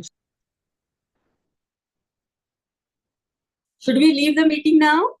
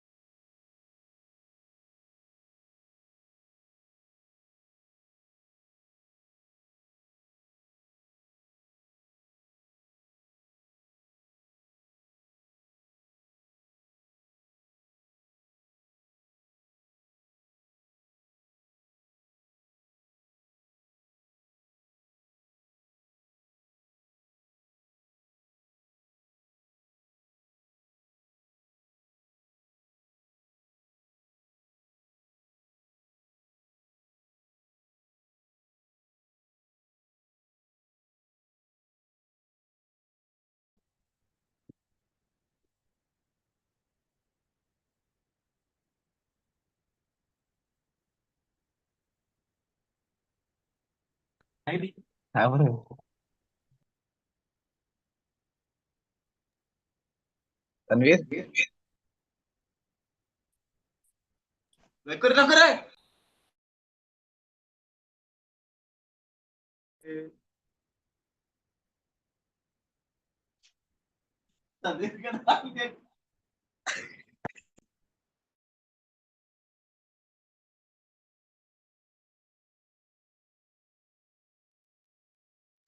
अब नहीं कर रहा मेरे को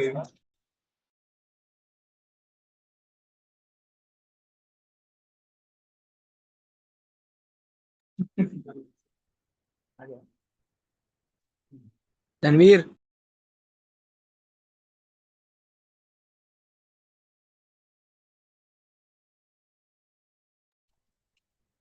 एग्जिट नहीं हो रहा